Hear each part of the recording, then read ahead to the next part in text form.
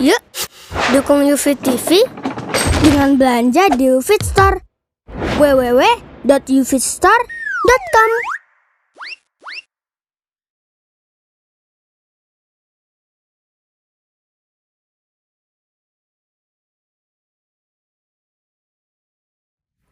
Assalamualaikum warahmatullahi wabarakatuh.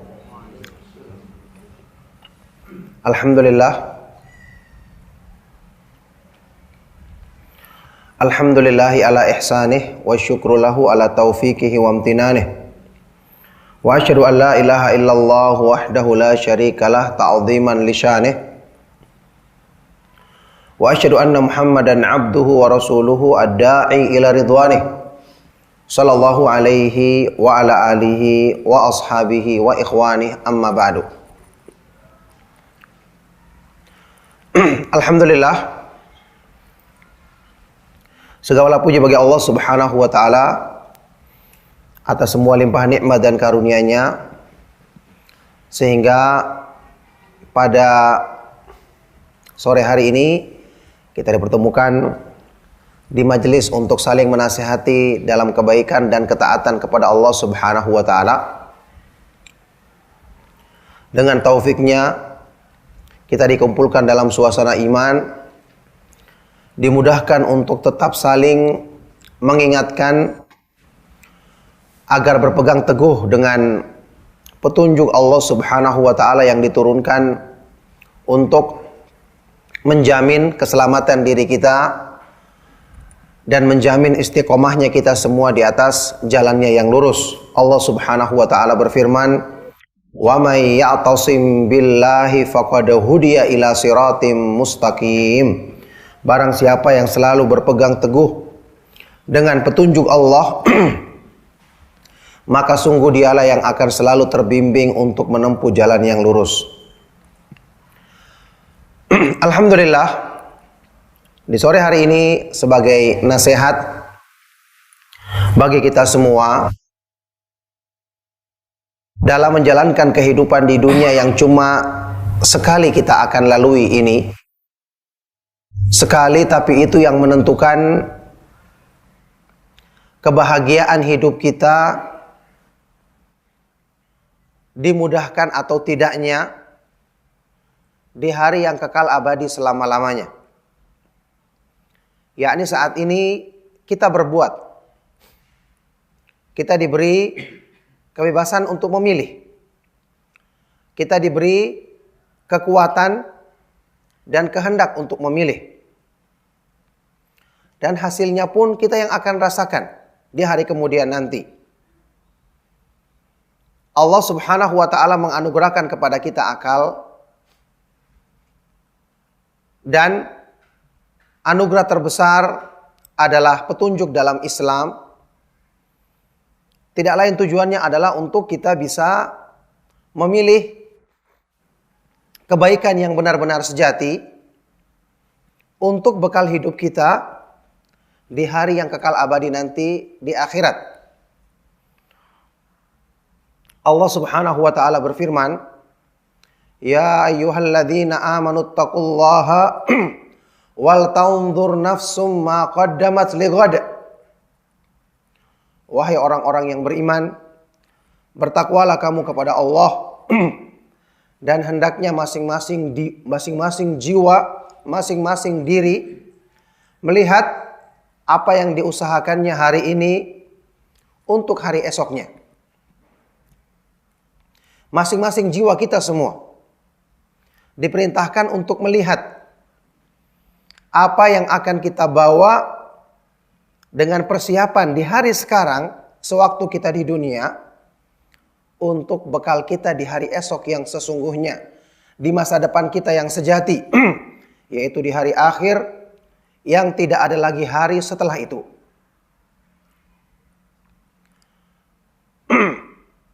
Ayat yang mulia ini merupakan asal dalam perintah dalam Islam, asal yang menunjukkan perintah dalam Islam untuk hendaknya masing-masing jiwa selalu mengintrospeksi diri. Kita semua akan mati. seberapa banyak pun uang yang kita miliki, setinggi apapun kedudukan kita, seindah apapun fisik yang kita miliki saat ini, semua ujungnya akan berakhir dengan kematian. Karena dunia Allah Subhanahu wa ta'ala tidak jadikan untuk orang-orang yang beriman tempat mereka memanjangkan angan-angan di situ, tempat mereka bersenang-senang. Ad-dunya sijnul mu'min wa jannatul kafir, kata Rasulullah sallallahu alaihi wasallam.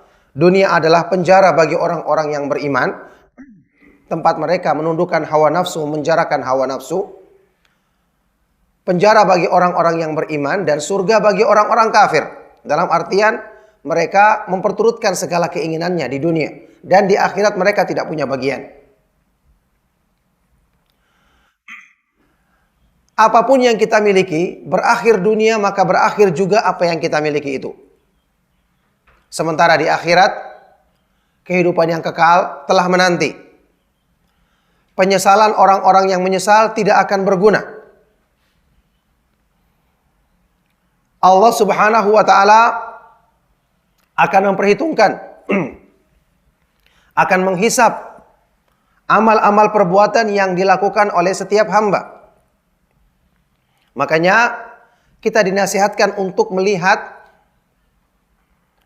dan menghitung bekal kita saat ini supaya guna menghadapi perhitungan yang sesungguhnya di hari akhir nanti. Sahabat yang mulia Ali bin Abi Thalib radhiyallahu taala anhu pernah mengatakan, "Inna dunya qad irtahalat mudbiratan wal akhirata qad ja'at muqbilatan wa likulli wahidin minhuma banun fakunu min abna'il akhirati wa la takunu min abna'id dunya fa innamal yawma amalun wala hisabun wa ghadan hisabun wala amal." Sesungguhnya dunia ini telah pergi meninggalkan kita. Sementara akhirat adalah yang datang sedang berada di hadapan kita saat ini. Dan masing-masing dari keduanya, dunia maupun akhirat, memiliki pengagum-pengagum, pecinta-pecinta. Maka jadilah kamu sebagai pencinta akhirat dan jangan menjadi pecinta dunia. Karena hari ini di dunia adalah kesempatan kita beramal, belum ada perhitungan. Sedangkan besok di akhirat nanti yang ada cuma perhitungan dan tidak ada kesempatan lagi untuk beramal. Inilah hakikat dunia yang kita kejar. Umurnya singkat. Kita pun saat ini merasakan. Tidak terasa kita yang tadinya masih kecil, masih bermain-main, beranjak dewasa. Setelah itu menikah. Kemudian punya anak. Tidak terasa mungkin ada teman-teman yang bermain bersama kita sekarang telah dipanggil oleh Allah Subhanahu wa ta'ala. Apa yang dia akan bawa? Bagaimana nasibnya saat ini ketika menghadapi pertanyaan malaikat Munkar dan Nakir? Bagaimana cita-cita dan rencana-rencananya yang terputus dengan kematian datang menjemputnya? Angan-angannya yang tidak bisa melebihi daripada umurnya. Yang ada saat ini dia telah menghadap Allah Subhanahu wa ta'ala. Suka atau tidak suka, siap atau tidak siap, membawa bekal atau tidak, tetap ketika waktunya, wala yuakhirallahu nafsan idza jaa ajaluha. Allah tidak akan mengakhirkan ajal seorang manusia kalau telah datang waktunya. Tidak ada yang bisa menunda. Tidak ada yang bisa mengatakan nanti dulu, saya ingin persiapan dulu, saya ingin bertobat dulu. Tidak ada. Yang ada dunia berakhir berganti dengan hari yang kekal abadi selama-lamanya. Yang ada adalah perhitungan surga dan neraka. Yang di waktu itu disebutkan dalam hadis yang sahih, ketika penghuni surga telah masuk ke dalam surga, penghuni neraka telah masuk ke dalam neraka, akan didatangkan kematian atau al-maut dalam bentuk seekor kambing jantan dan disembelih di antara surga dan neraka. Kemudian malaikat menyeru, ya ahlal jannati khuludun fala mauta abadan, wa ya ahlan nar khuludun fala mauta abadan. Wahai penduduk surga, sekarang kalian kekal, tidak ada lagi kematian selama-lamanya. Wahai penduduk neraka, sekarang kalian kekal, tidak ada lagi kematian selama-lamanya. Ini yang ada di hadapan kita saat ini. Jadi, jamaah sekalian rahimakumullah, suka atau tidak suka, dunia hakikatnya sudah ada di belakang kita. Anda sekarang mau kemana? Umur semakin bertambah. Hakikatnya manusia menuju ke garis akhir dari umurnya, yang Allah subhanahu wa ta'ala jadikan batas akhir hidupnya. Setiap hari yang kita lalui, itulah umur kita. Seandainya badan kita bisa dipotong setiap hari, lama-lama habis. Ibnu Adam, innama anta iyyamun, kullama dhahaba yaumun dhahaba ba'duk. Ini ucapan dari Al-Imam Al-Hasan Al-Basri. Wahai manusia, tidak lain kamu adalah hari-hari yang kamu lewati. Dirimu tidak lain adalah hari-hari yang kamu lewati. Setiap satu hari kamu lewati, berarti telah hilang sebagian dari dirimu. Bayangkan saat ini umur kita sudah berapa tahun? Tidak terasa begitu cepat berlalu.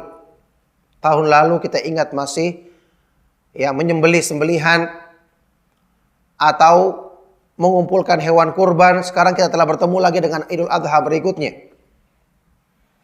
Mungkin saat ini kita belum merasa karena belum ada perhitungan. Tapi di akhirat nanti, umur dan hari-hari yang kita lewati ini akan dirinci semua. Ma li hadzal kitabi la yughadiru shaghiratan wala kabiratan illa ahsaha. Orang-orang kafir mengeluh seperti itu. Kenapa kitab catatan amal ini tidak meninggalkan sesuatu yang kecil atau yang besar kecuali semuanya dihitung. Rinci semua. Hari-hari yang kita lewati dari tahun lalu sampai tahun sekarang, perbuatan apa yang kita lakukan, peningkatan iman apa yang kita kerjakan, atau jangan-jangan angan-angan kita yang semakin panjang, hawa nafsu yang semakin kita perturutkan, salat kita yang semakin berkurang kualitasnya, zikir kita yang semakin sedikit, bacaan Al-Quran yang semakin hari semakin berkurang, semua dihitung oleh Allah subhanahu wa ta'ala. Kalau orang-orang yang soleh saja, diterangkan oleh para ulama seperti Ibnu Qayyim dan yang lainnya, orang-orang soleh saja pada hari kiamat mereka menyesal. Karena ketika mereka dapati di akhirat nanti kedudukan-kedudukan mulia yang ditempati oleh orang-orang yang dipilih oleh Allah, bisa mereka tempati itu dengan amal yang hamba ini punya kesempatan melakukan, tapi karena kelalaiannya, kesibukannya dengan mengejar dunia atau memanjangkan angan-angan, sehingga amal yang tidak begitu berat dia tinggalkan. Akhirnya di akhirat menyesal. Ternyata dia bisa kerjakan amal tersebut setelah dia melihat perincian waktu yang dilalaikannya. Ternyata dia punya banyak kesempatan berbuat hal itu. Karena itu bukanlah amal yang susah. Dia menyesal. Padahal dia termasuk penghuni surga. Dia tidak bisa mencapai tingkatan yang lebih tinggi, yang sangat jauh perbedaan kenikmatannya. Dia menyesal. Orang yang baik saja menyesal. Penghuni surga saja bisa menyesal. Apalagi na'udzubillahi min dzalik, orang-orang yang celaka. Apalagi orang-orang yang celaka. Jadi saat ini kita semua sudah dewasa dan bisa berpikir. Al-Quran sebagai nasihat dan peringatan. Kehidupan dunia yang kita lalui ya begini-begini saja. Begini-begini saja. Kita mau bekerja selama apapun nanti kita juga capek. Kita mau makan sebanyak apapun, seenak apapun, ya kenyang juga. Nanti juga harus dibuang, dikeluarkan. Mesti ada batasnya. Masih banyak angan-angan dari urusan dunia yang tidak bisa kita capai. Dan setelah kita capai sebagian di antaranya, terus mau apa lagi? Dunia dijadikan bukan tempat kesenangan yang murni. Memang Allah Subhanahu wa taala menjadikan negeri yang kesenangannya murni adalah akhirat. Ini di antara hikmahnya kenapa orang-orang yang beriman itu banyak mengalami ujian di dunia. Di antara tujuannya atau hikmah besarnya adalah supaya mereka tidak lupa kepada surga. Tujuan mereka yang sesungguhnya. Jadi tidak mungkin kesenangan di dunia itu dijadikan murni. Karena itu akan menjadikan mereka lalai kepada akhirat. Allah menakdirkan bahwa dunia ini tetap kalaupun ada kesenangannya tidak murni. Tidak akan bisa menyenangkan kita seterusnya. Bahkan lebih banyak kepahitannya. Negeri yang kesenangannya murni adalah surga, akhirat. Disinilah orang yang beriman beristirahat selama-lamanya. Disinilah segala sesuatu yang kita inginkan, walakum fiha ma tashtahi anfusukum walakum fiha ma tad'un. Di dalam surga nanti, segala sesuatu yang kamu inginkan, yang diinginkan oleh nafsumu, yang diminta oleh dirimu, apapun yang kau bayangkan akan dapatkan. Dan semua yang kau minta kamu akan dapatkan di situ. Coba kita berpikir, adalah keliru kalau kita salah menempatkan itu di dunia. Dan sudah berapa kali kita merasakan hal tersebut sebenarnya dalam kehidupan kita. Tapi syaitan lebih kuat membangkitkan angan-angan kita. Padahal kita sudah tahu dan baca Al-Quran. Memang kerjaannya syaitan. Ya'iduhum wa yumannihim. Wa ma ya'iduhumu syaitanu illa gurura. Syaitan selalu menjanjikan dan membangkitkan angan-angan mereka. Padahal tidak lain yang dijanjikan oleh syaitan kecuali kepalsuan, kebohongan. Masing-masing kita dibuat seperti itu. Kalau Anda punya ini, nanti Anda akan rasakan ini. Kalau Anda bisa mencapai ini, kamu akan begini. Kita berkali-kali buktikan ternyata tidak begitu. Kita sudah payah-payah kejar, ternyata yang kita dapatkan adalah kepayahan. Lebih banyak daripada kesenangannya, kalaupun ada kesenangannya. Tapi kita tidak kapok-kapok juga. Tetap mengejar angan-angan palsu tersebut. Disinilah kerugian manusia. Hawa nafsu diperturutkan.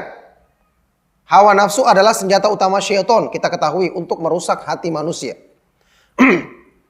Dan hawa nafsu yang diperturutkan tidak akan mendatangkan kebaikan. Kenapa? Tidak mungkin syaitan itu mengajak kita untuk sesuatu yang membahagiakan. Allah telah berfirman, "Inna syaitana lakum aduun, fattakhidhuhu aduwa." Syaitan itu musuh bagimu, anggaplah dia sebagai musuh. Innama yad'u hizbahu liyakunu min ashabis sa'ir. Dia ingin mengajak golongannya agar menjadi penghuni neraka yang menyala-nyala. Tidak mungkin dia mengajak kepada kebahagiaan. Inilah tarikan hawa nafsu yang ditunggangi oleh syaitan. Innama ya'murukum bisu'i wal fahsya. Tidak lain yang diperintahkan hanyalah kepada keburukan dan perbuatan yang keji. Tapi kita masih juga mengikutinya. Mudah terperangkap dengan tipu dayanya. Sedangkan Allah Subhanahu wa taala yang selalu mengajak kepada kebaikan, petunjuk Al-Quran, yang selalu mengajak kepada jalan keselamatan, kita lalaikan dan kita abaikan. Atau kita kurang sungguh-sungguh dalam menempuhnya.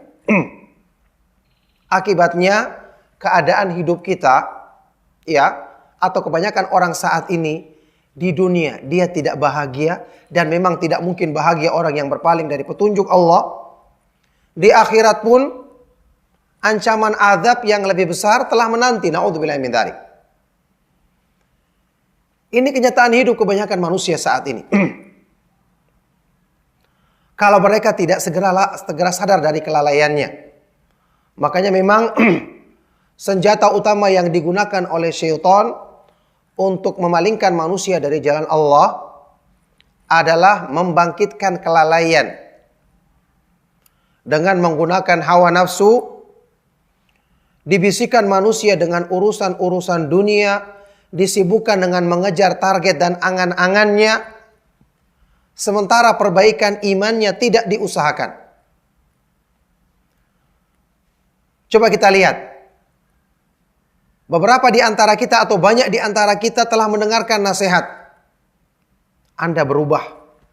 Bertobatlah kepada Allah. Perbaiki diri. 10 tahun yang lalu telah kita dengarkan nasihat ini. Kita telah tanamkan dalam diri kita tekad, saya akan berubah, saya ingin menjadi lebih baik. Apalagi saya cari. Saya sudah berkeluarga, sudah punya anak, sudah seumur seperti ini. Apalagi yang saya tunggu? Tapi lihatlah sampai saat ini, apa yang Anda telah lakukan? Apa yang telah Anda kerjakan dari tekad yang 10 tahun yang lalu? Atau mungkin 15 tahun yang lalu? Atau 5 tahun yang lalu? Karena apa? Syaitan membangkitkan angan-angan Anda semua. Masih umur masih panjang. Masih sekian umur, masih banyak kesempatanmu.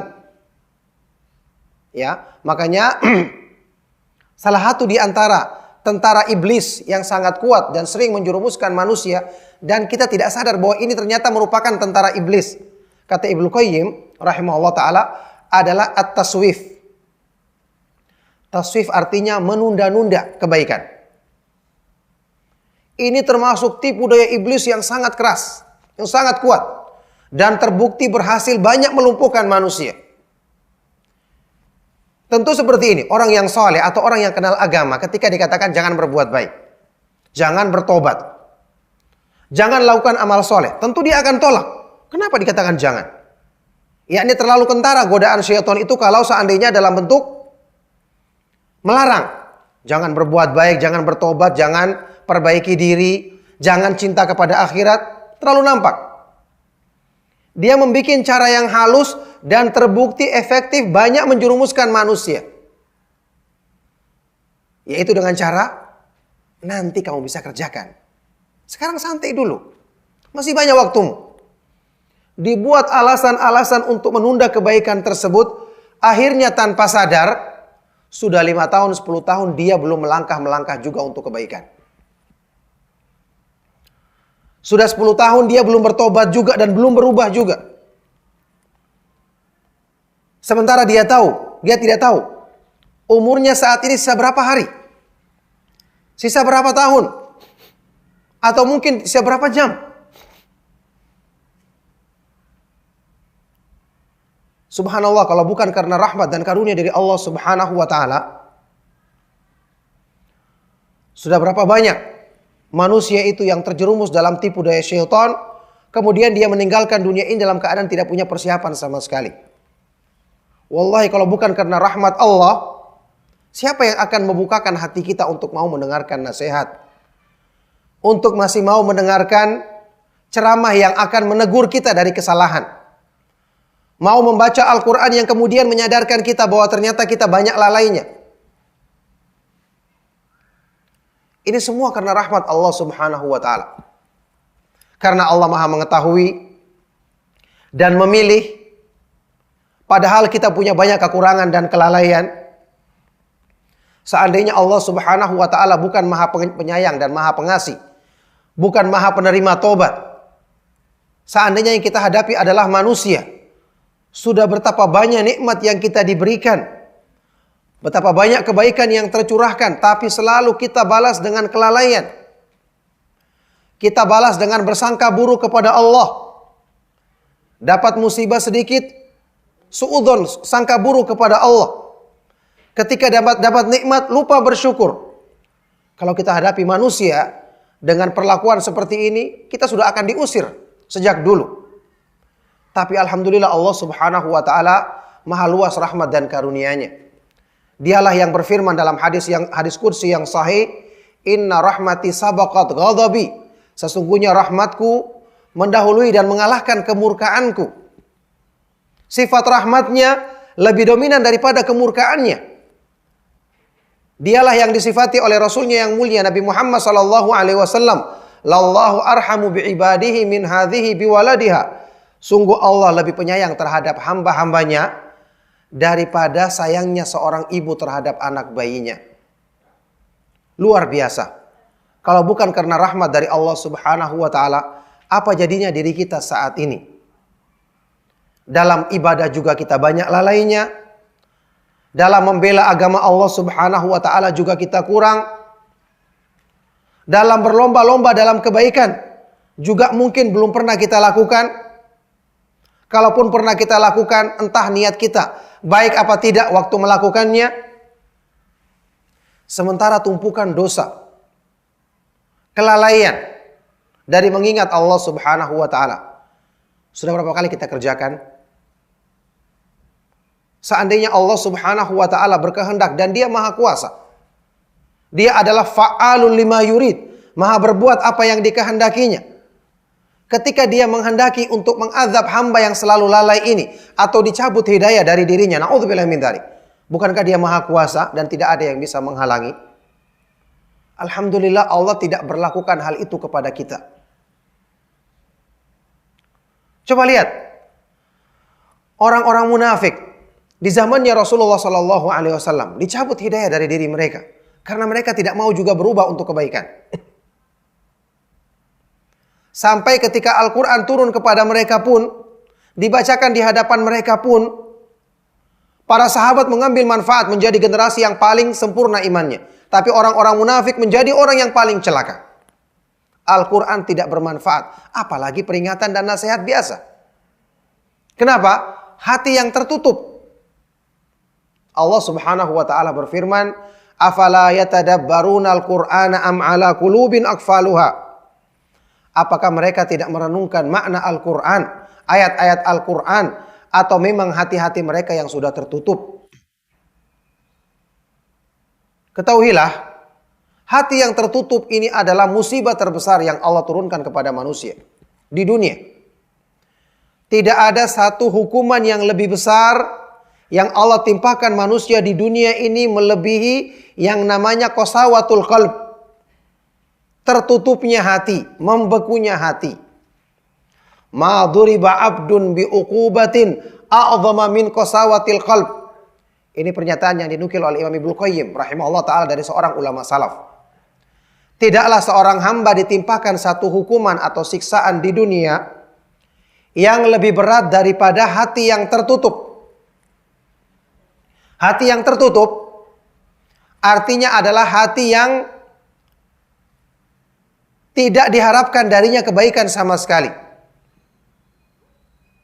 Imannya tidak beres, sehingga yang lahir dari hatinya hanyalah keburukan. Salatnya tidak khusyuk, mungkin dia kerjakan salat. Orang-orang munafik juga mengerjakan salat, kelihatannya. Tapi wa idza qamu ila salati qamu kusala yura'una an-nasa wa la yadhkuruna Allah illa qalila. Kalau mereka berdiri melaksanakan salat, malas-malasan, amal perbuatannya dipamerkan kepada manusia, tidak berzikir kepada Allah kecuali sedikit. Ini keadaannya orang-orang munafik. Hatinya telah tertutup. Kebaikan tidak diharapkan lagi dari mereka. Na'udzubillah min dzalik. Berbuat dosa, tidak segera ingat dan bertobat. Berbuat maksiat, malah banyak memberikan uzur untuk dirinya. Tidak malah merendahkan diri di hadapan Allah Subhanahu wa taala. Berbuat kebaikan, kemudian menjadikan dia sombong, tidak menisbatkan kebaikan itu kepada pertolongan dan taufik dari Allah Subhanallah. Ini ciri-ciri orang-orang yang hatinya dikhawatirkan tertutup. Nasihat tidak akan masuk. Karena nasihat itu bermanfaat bagi orang-orang yang beriman. Walau alimallahu fihim khairan la asma'ahum. Seandainya Allah mengetahui ada kebaikan pada diri mereka, maka Allah jadikan mereka mau dengarkan nasihat.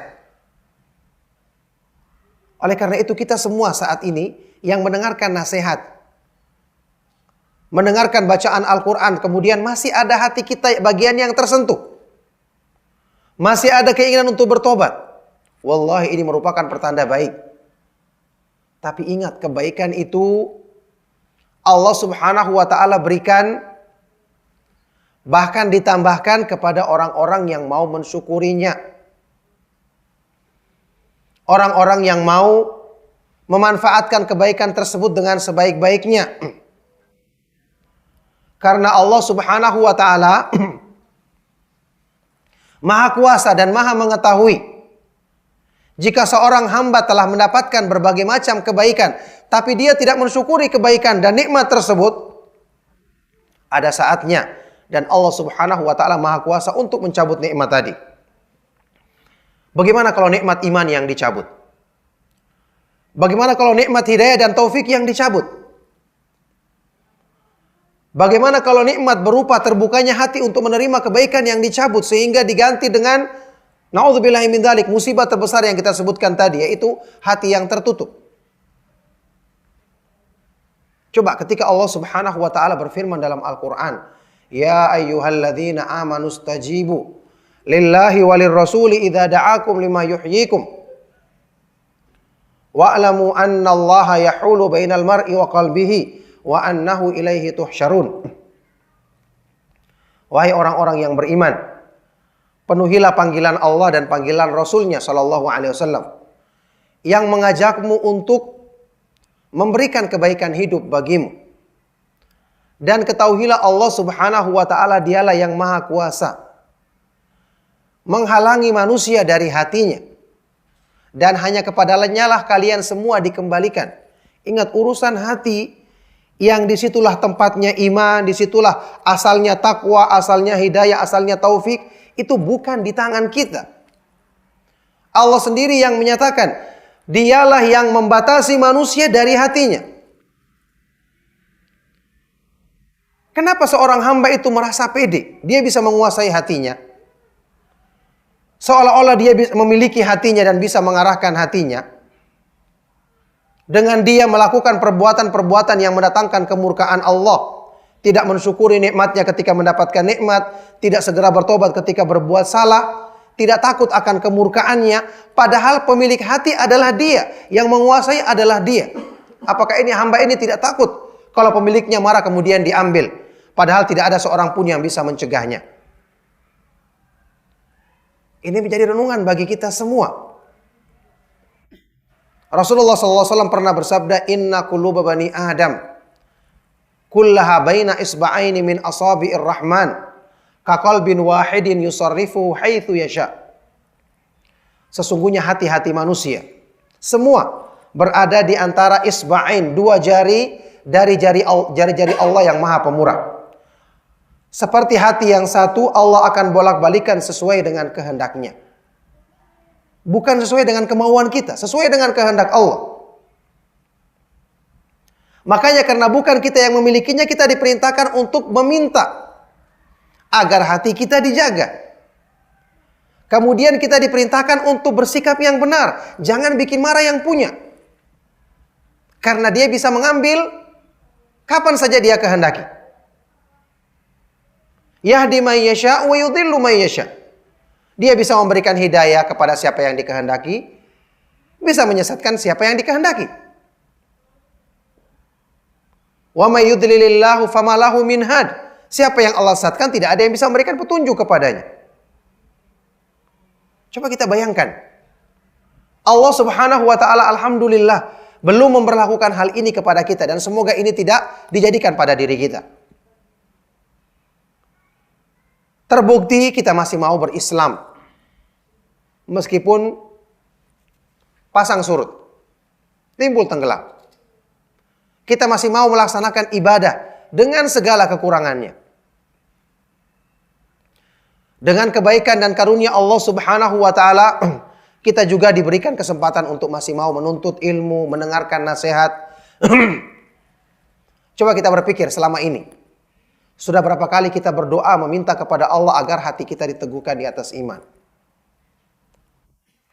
Mungkin ada di antara kita yang belum pernah berdoa seperti ini. Kalaupun berdoa dia tidak renungkan maknanya. Karena pikiran dia, masa sih saya bisa menyimpang? Masa sih saya bisa tersesat? Oh, saya sudah dari kecil masuk Islam kok. Saya sudah lama mengikuti kajian-kajian. Subhanallah, siapa yang menjamin Anda? Kalau para sahabat radhiyallahu taala anhum ajma'in saja yang dijamin masuk surga, mereka semua pada takut ditimpa kemunafikan. Padahal kemunafikan tidak ada hubungannya dengan sahabat. Bahkan mencintai sahabat itu adalah pertanda iman. Membenci sahabat adalah tanda kemunafikan. Mereka orang-orang yang dipuji seperti ini takut ditimpa kemunafikan. Seperti ucapannya Imam Ibnu Abi Mulaika dalam Sahih Imam Bukhari. Ulama tabi'in yang besar yang berkata, adraktu thalathina min ashabi Rasulillah sallallahu alaihi wasallam kulluhum yakhafun nifaqa ala nafsih. Aku pernah menjumpai sekitar 30 orang sahabat Nabi sallallahu alaihi wasallam yang mereka masing-masing mengkhawatirkan kemunafikan pada diri mereka sendiri.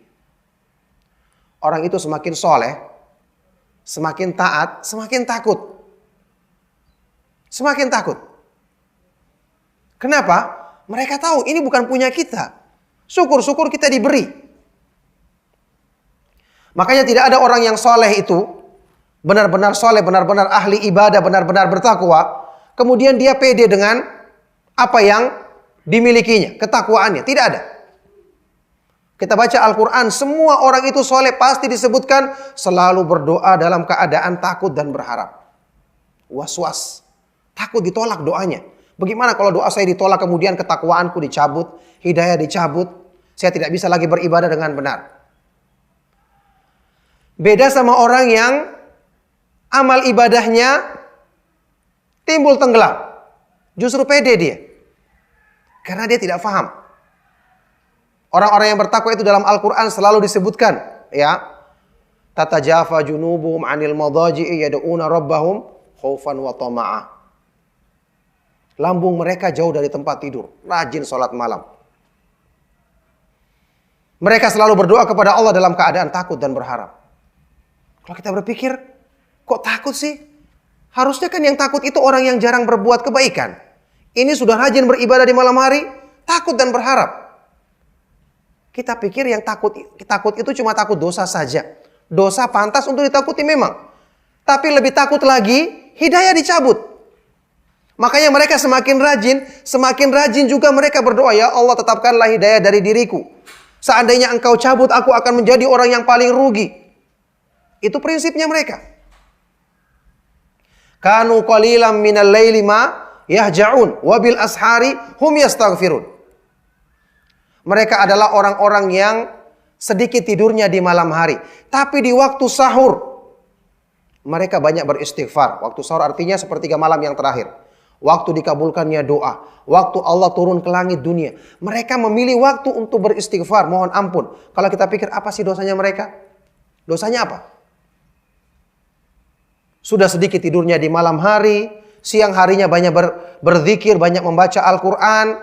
Banyak bersedekah. Sudah begitu. Di waktu sahur dipilih waktu yang terbaik. Di akhir hari yang mereka lalui. Untuk beristighfar kepada Allah. Karena mereka takut. Jangan sampai kalau ada dosa yang tersisa, ini menjadi sebab kemurkaan Allah, akhirnya hidayah dicabut darinya. Coba lihat, orang yang cerdas seperti ini. Mereka tahu hidayah bukan milik kita. Bukan milik diri sendiri.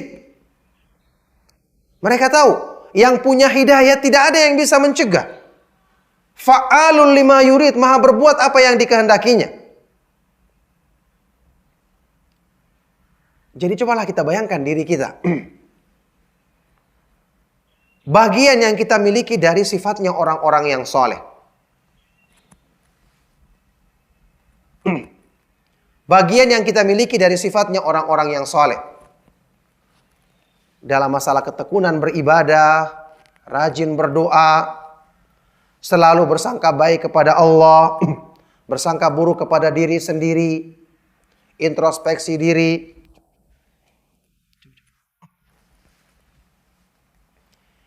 Ini adalah perkara yang kita mengakui diri-diri kita kurang dalam menunaikannya. Oleh karena itu, Bapak Ibu serta ikhwan dan akhwat sekalian rahimakumullah, kebaikan itu tidak sulit kalau kita mau ikuti jalurnya. Kenapa tidak sulit? Yang punya kebaikan itu, yang di tangannya segala kebaikan adalah Zat yang Maha Pemurah. Lebih sayang kepada kita dibandingkan sayangnya ibu kepada kita. Sudah kita bahas tadi hadisnya. Seandainya yang punya kebaikan, yang menguasai kebaikan itu pelit, kita katakan sulit untuk mendapatkan kebaikan. Bayangkan, berdoa saja sudah merupakan kunci pembuka segala kebaikan. Berdoa. Kata Ibnu Taimiyah rahimahullah ta'ala, inna du'a miftahu kulli khairin. Doa itu adalah kunci pembuka segala kebaikan. Siapa yang banyak menghabiskan waktunya untuk berdoa? Jarang. Kita lebih suka bersandar kepada kemampuan diri kita sewaktu mau berbuat. Coba saja, kita punya urusan, keluar rumah, tidak terpikir, saya berdoa dulu supaya Allah mudahkan. Tapi nanti saya begini, sampai di sana saya harus begini dulu, ini strateginya begini. Jadi kita lebih suka bersandar kepada diri kita sendiri, kemampuan kita, dibandingkan bersandar kepada yang maha kuasa dan punya kebaikan. Bayangkan, lalainya manusia. Bagaimana pertolongan Allah dekat dengan dirinya? Dia sendiri tidak pernah bersandar kepada pertolongannya. Akhirnya ketika manusia dengan pedenya menyerahkan urusan kepada kemampuan dirinya, ya sudah, Allah berlepas diri darinya. Urusan itu akan dikerjakan oleh orang itu sendiri tanpa bantuan dan pertolongan dari Allah Subhanahu wa taala. Kebaikan-kebaikan Allah mudahkan. Karena Allah Subhanahu wa taala yang berfirman dalam Al-Qur'an, yuridullahu bikumul yusra wa la yuridu bikumul usra. Allah menghendaki kemudahan bagimu dan Dia tidak menghendaki kesulitan. Wa ma ja'ala 'alaikum fid dini min haraj. Dan Allah tidak menjadikan bagi kalian dalam urusan agama ini sesuatu yang memberatkan. Agama itu sudah diringankan, dimudahkan. Dijadikan lagi indah, disukai oleh hati manusia. Subhanallah, apa kurangnya petunjuk dalam Islam? Paling tidak kalau saat ini belum kita miliki, kita sadari dulu dari hati kita. Agama itu indah. Membawa kita kepada keindahan.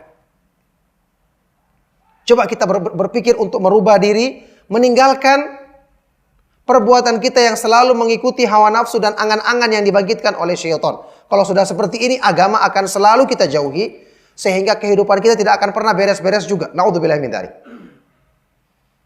Kalau kita ikut jalannya Allah, subhanallah, Allah itu yang menciptakan kita. Dan di tangannya lah segala kebaikan. Sudah tahu seperti ini, kenapa justru mengikuti jalannya syaitan yang selalu mengajak kepada keburukan? Sementara jalan kebaikan, jalan keindahan, keselamatan dimudahkan bagi kita. Dimudahkan untuk kita berdoa meminta kepada yang punya. Kenapa tidak kita lakukan? Ya, ini saat ini kalau ada masih di antara kita yang berpikir, saya sudah mau berbuat kebaikan, tapi sulit. Kalau sulit, kenapa Anda tidak minta? Anda mungkin pernah mencoba meminta tapi baru sekali dan tidak sungguh-sungguh. Sambil lalu, bagaimana akan diberi? Anda kalau dalam urusan dunia meminta sesuatu, ketika Anda datang kepada orang yang Anda butuhkan, Anda akan minta berkali-kali. Sekali gagal, coba lagi dengan cara yang lain. Membujuknya lagi dengan muqaddimah, dengan kata-kata yang manis dulu, kemudian ajukan permintaan. Kenapa dalam urusan dunia Anda mau? Satu pekerjaan yang tidak mampu kita lakukan, kita belajar terus sampai bisa. Coba Anda sekarang kalau beli handphone baru, belum pernah kita pakai. Bayangkan kita habiskan waktu, saat itu juga harus bisa. Tidak sampai 2 hari sudah bisa kita gunakan handphone tersebut. Padahal baru sama sekali. Kenapa? Kita merasa butuh. Hanya untuk mengetahui fasilitas yang ada di handphone tersebut. Ataupun alat yang lain yang kita miliki. Tapi kenapa untuk sesuatu yang menyangkut keselamatan kita dunia akhirat kita tidak bersabar, tidak mau segera mencoba, mengusahakan berbagai macam cara, malas-malasan untuk berdoa kepada Allah Subhanahu wa taala? Berdoa kemudian bersungguh-sungguh, kuatkan tekad kita. Anda saat ini, ya, kalau dekat dengan Allah ditolong. Kenapa syaitan bisa banyak menguasai manusia? Padahal Allah sendiri yang berfirman tentang tipu daya syaitan. Inna kaida syaitani kana dha'ifa. Sesungguhnya tipu daya syaitan itu lemah. Loh, kenapa yang lemah ini selalu menang? Itu yang aneh. Tipu dayanya lemah, tapi kok seringnya berhasil. Berarti bukan karena permasalahan syaitan itu kuat, tapi karena permasalahan kita yang terlalu bodoh mengikuti yang lemah dan dikalahkan sama yang lemah. Kenapa? Karena kita mengikuti jalannya. Sudah jalannya buruk, tipu dayanya lemah, kita ikuti. Bagaimana bodohnya orang yang seperti ini? Makanya dalam kondisi seperti ini manusia benar-benar kalau tidak menggunakan hatinya, tidak menggunakan pikirannya, dia akan menjadi orang-orang yang sangat bodoh dan celaka.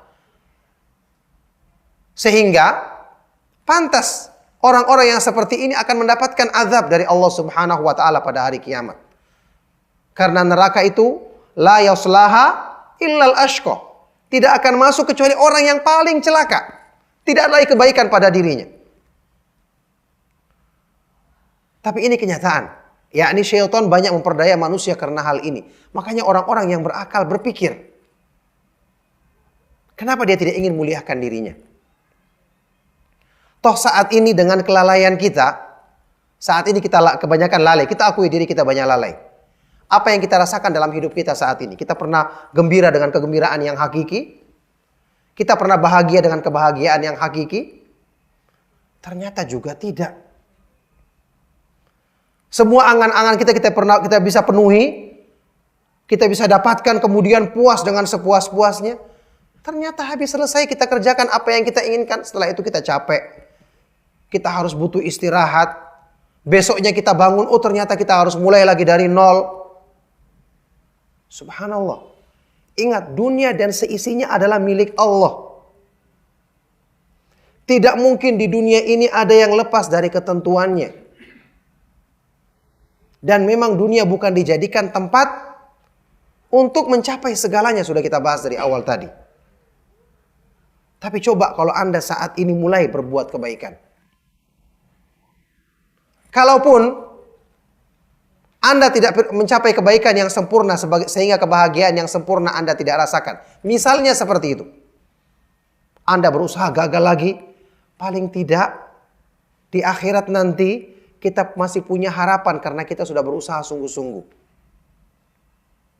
Toh di dunia selalu kita memperhitungkan. Biarlah kita berpayah-payah sebentar, yang penting nanti dapat hasil yang baik.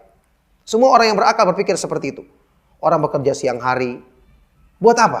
Kalau kita pikir-pikir. Untuk dapatkan gaji. Supaya dia bisa memberikan nafkah untuk dirinya dan keluarganya. Dia rela untuk mengorbankan dirinya sesaat agar dapat kebahagiaan. Itu kalau kita berkorban. Hakikatnya agama tidak seperti itu. Agama itu dijalankan di dunia menjadikan manusia bahagia dan tenang hidupnya. Kenapa? Akhirat milik Allah, dunia juga milik Allah. Tidak mungkin menderita orang yang hidup di dunia ini kalau dia mengikuti petunjuk Allah. Jadi manusia itu kalau menggunakan akal, Masya Allah, dia akan hidup dengan tenang. Syaitan akan kalah di hadapannya. Tidak bisa menggoda dia. Aslan memang syaitan tidak punya senjata apa-apa.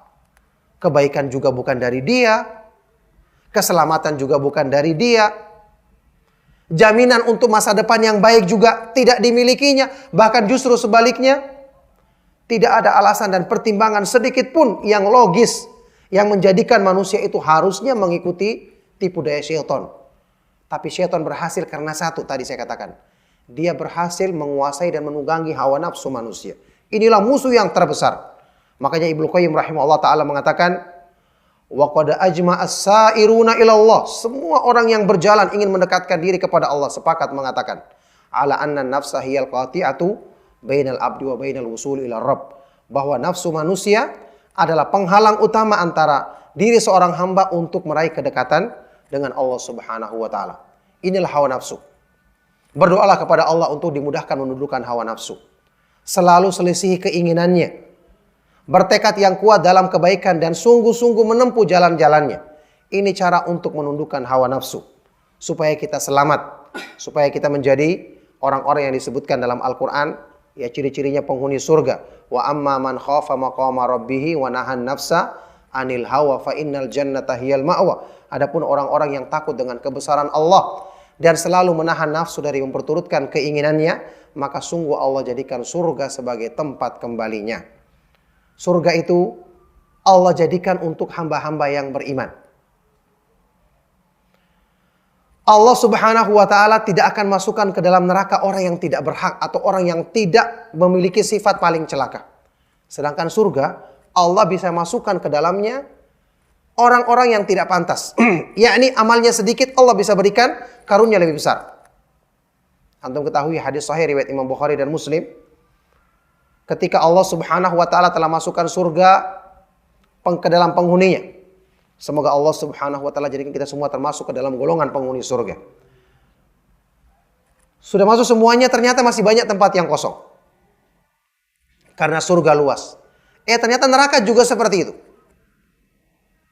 La tazalu jahannamu yulqa fiha wa hiya taqul hal mim mazid. Senantiasa neraka jahanam dimasukkan penghuninya, dilemparkan. Dan dia mengatakan, apakah masih ada tambahan? Sudah masuk semua penghuninya, masih banyak tempat yang kosong. Allah Subhanahu wa ta'ala disebutkan dalam hadis tersebut, hatta yada'u rabbul izzati 'alaiha qadamahu wa fi riwayatin fiha rijlahu fayanzawi ba'daha ila ba'd wa taqul qat qat. Kemudian Allah meletakkan di atasnya kakinya yang maha mulia sampai kemudian merapatlah neraka tersebut dan mengatakan cukup, baru penuh. Sekarang surga bagaimana? Surga bagaimana? Untuk memenuhinya ternyata Allah Subhanahu wa ta'ala menciptakan makhluk-makhluk untuk memenuhi tempat yang kosong tersebut. Karena rahmatnya. Jadi rahmat Allah itu benar-benar mengalahkan kemurkaannya. Kalau hamba-hamba ini saja, sebagaimana kita dulu, mungkin dapatkan hidayah mengenal sunnah, tidak pernah kita minta. Orang tidak minta saja, dikasih, apalagi orang minta sungguh-sungguh. Tidak mungkin akan ditolak oleh Allah Subhanahu wa ta'ala yang maha luas rahmat dan karunia-Nya. Yang jelas, kemauan kita untuk berbuat, kesungguhan kita untuk berdoa, kesungguhan kita untuk menundukkan hawa nafsu di jalan Allah Subhanahu wa ta'ala, ini merupakan modal utama untuk kebaikan dan perbaikan diri kita, keselamatan diri kita dalam menjalani kehidupan di dunia, yang semoga Allah Subhanahu wa ta'ala senantiasa menetapkan taufiknya dalam diri kita sampai di akhir hayat kita. Demikianlah nasihat singkat pada kesempatan sore hari ini, semoga bermanfaat dan menjadi sebab kebaikan bagi kita semua. Semoga Allah Subhanahu wa ta'ala senantiasa menjadikan kita istiqamah di atas Islam dan iman, di atas sunnah Rasulullah SAW sampai di akhir hayat kita. Saya cukupkan, mohon maaf jika ada kata-kata yang salah dan kurang berkenan. Sallallahu wasallam wa barak ala nabiyina Muhammad wa ala alihi wa sahbihi wa man tabi'ahum bi ihsanin ila yaumiddin wa akhiru da'wana anil hamdulillahi rabbil alamin. Sallallahu wasallam wa barak ala nabiyina Muhammad. Subhanakallahumma wa bihamdika asyhadu an la ilaha illa anta astaghfiruka wa atubu ilaik. Wassalamualaikum warahmatullahi wabarakatuh.